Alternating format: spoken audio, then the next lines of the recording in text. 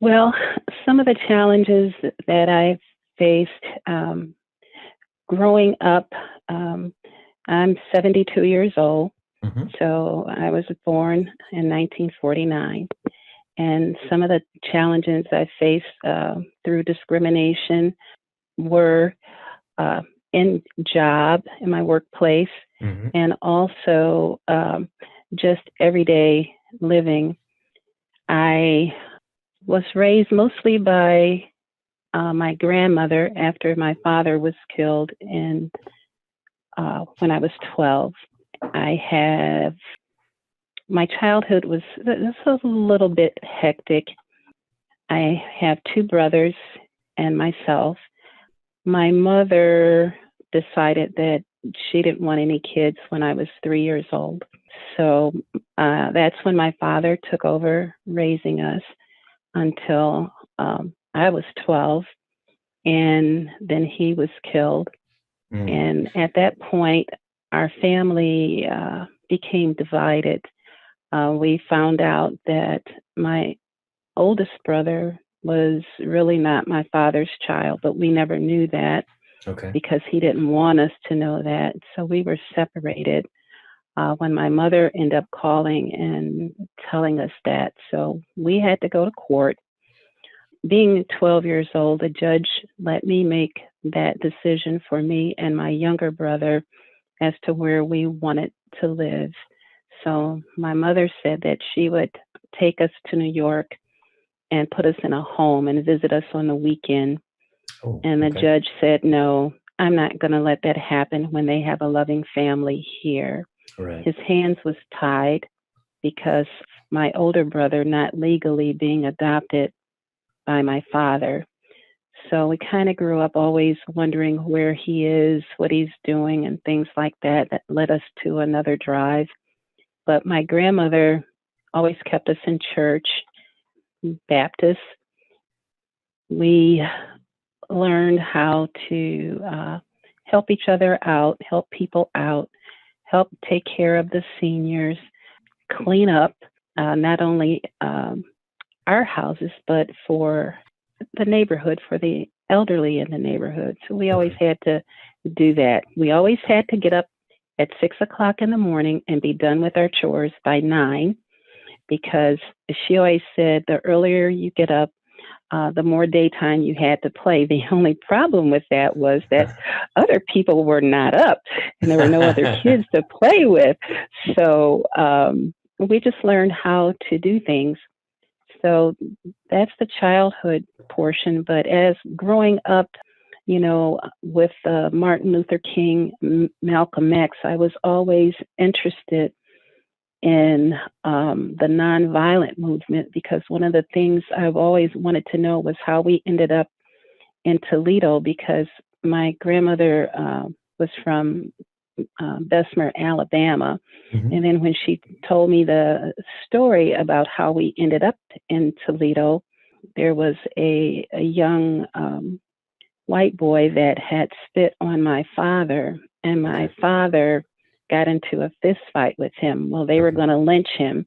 So Oh. she took all the money she had and she got train tickets to as far north as she could, which ended up being Toledo, Okay. Ohio.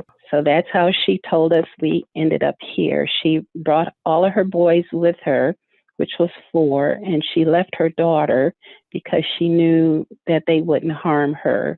She did some day work and then she sent for her daughter and then she sent for her sister and her husband and her kids. So that's how we ended up in Toledo. So that being told, we grew up on Vance Street. Portion that we grew up there is no longer because there was a project that came through the city called Urban Renewal.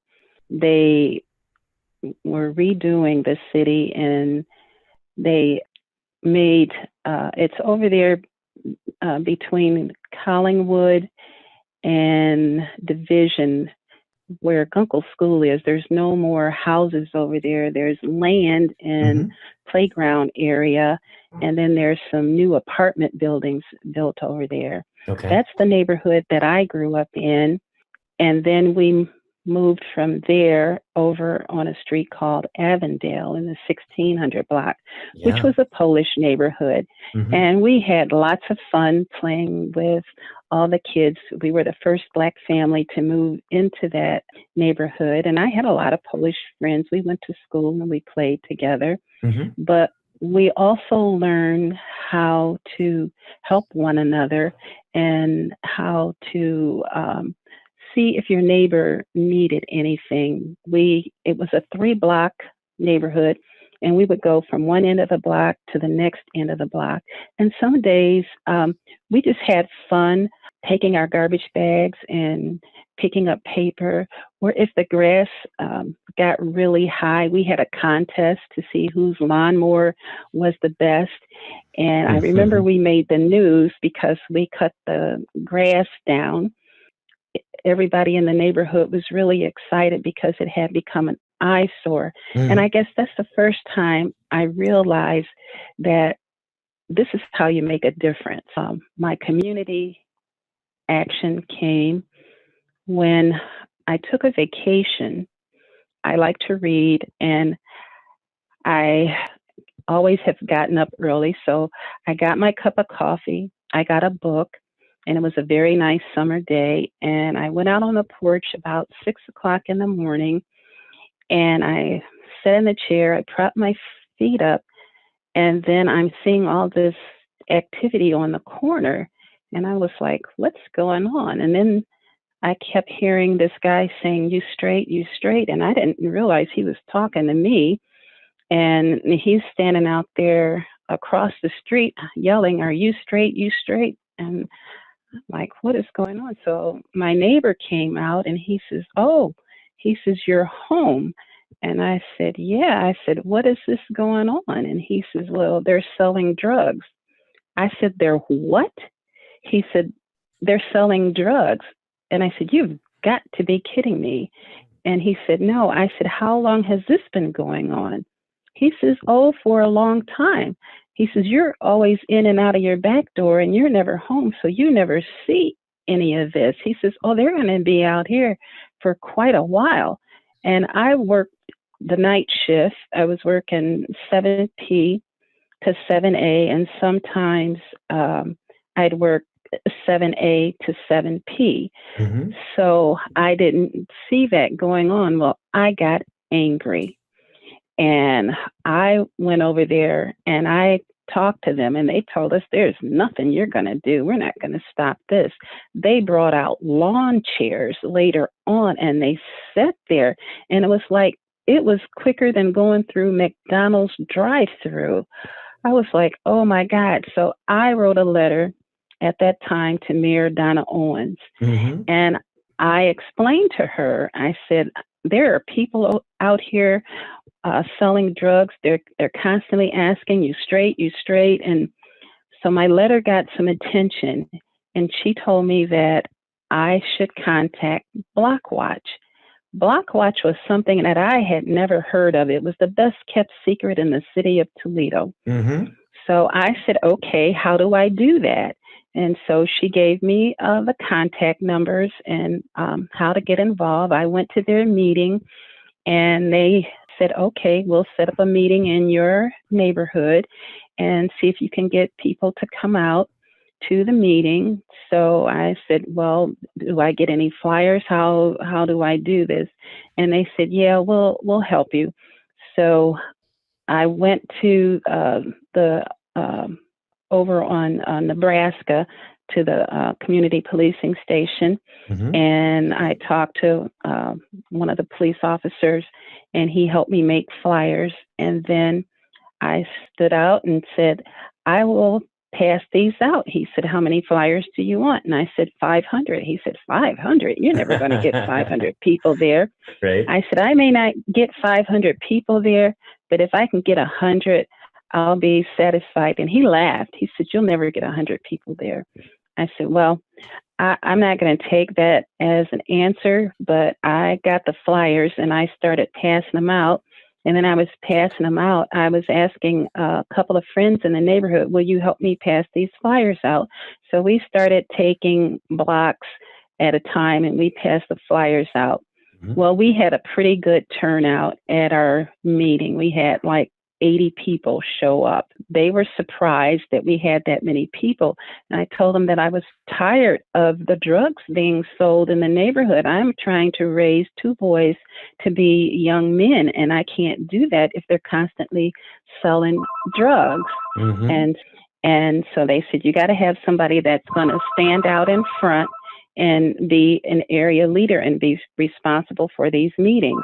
Mm-hmm. So I told them, I said, I'll do it. Mm. And they said, okay, well, good. Now you have an area leader. So that's how I got involved in Block Watch. And my goal was to get rid of the drugs. And then my goal was to clean up the neighborhood. Mm-hmm. So we met our crew for the area, and we asked our crew. We worked with this lady named Liz Pearson, who was over Block Watch, that made a huge difference in the city of Toledo and the crime that was going on. Had our crew come to our meetings. We had our crime stats and everything read. And so Liz instructed us that the first part of our meeting should be about crime, and that the second part of our meeting should be about community volunteering. So she said, you got to have the community involved in order to clean up your crime. We did. We became Block Watch 310C, and then the Old West End Renaissance area. Our neighborhood had a name that a reporter gave it a long time ago for lack of something different. They refer to us as the Lost Triangle. I told them, I never want to hear that again. Under Lourdes Santiago, who became drug czar, we changed the name of the area to the Old West End Renaissance area. We chose that name because we wanted to give a rebirth to our area. And so we spelled the Renaissance, meaning rebirth. So what we did was, on a monthly basis, we had our Block Watch meeting, and we also had our Old West End Renaissance meeting. We accomplished a lot.